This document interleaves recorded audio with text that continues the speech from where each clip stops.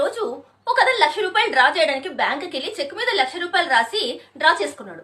డబ్బులు లెక్క పెట్టుకుంటుంటే 1,20,000 ఉంది. అప్పుడు అతడు ఆలోచిస్తున్నాడు, ఇది నేను వెనక్కి ఇయ్యాలా వద్దా అని. అతన్ని చూశాడు క్యాషియర్ ని. అతడేమో కామ్ గా అతని పని అతను చేసుకుంటున్నాడు. సరే అని బయటకు వచ్చేసాడు. కానీ బయట తిరుగుతున్నాడు, తన పని చేసుకుంటున్నాడు. కానీ మనసు అంతా గందరగోళంగా అదే ఆలోచిస్తూ ఉంది, ఈ డబ్బులు ఇయ్యాలా నేనే ఉంచుకోవాలని. ఏమైతుందిలే, ఎవరైనా నాది తీసుకుంటే అలా ఇస్తారా అనుకున్నాడు. కానీ మనసు ఒప్పట్లేదు. అలా సాయంత్రం వరకు అతడు కొట్టుమిట్టాడుతూ చివరికి డిసైడ్ అయిపోయాడు, ఇది పద్ధతి కాదు, వాళ్ళు ఎంత కష్టంలో ఉన్నాడో ఆ క్యాషియర్ అతని చేతి నుంచి కట్టాల్సి వస్తుంది అనేసి సాయంత్రము ఇవ్వడానికి బ్యాంక్ వెళ్తాడు.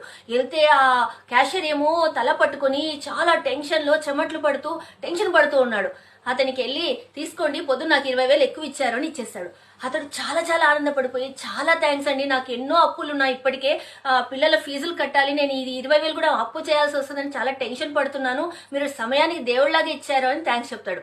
అప్పుడు అతడు అంటాడు, నేనే మీకు థ్యాంక్స్ చెప్పాలి, ఎందుకంటే నా మనసు 2 విధాలుగా ఆలోచిస్తూ చాలా చాలా గొడవ పడుతుంది, ఇప్పుడు మీ వల్ల నాలోని మంచితనమే గెలిచింది, అది నేను తెలుసుకున్నాను అని. మనం కూడా అంతే, నిజాయితీగా బతకండి, ఎప్పుడైనా హ్యాపీగా ఉంటాము. ఊరికే వచ్చిన డబ్బు ఎప్పుడూ నిలవదు. మనం కష్టపడి సంపాదించుకుంటేనే ఎప్పుడైనా మనకు అది దక్కుతుంది.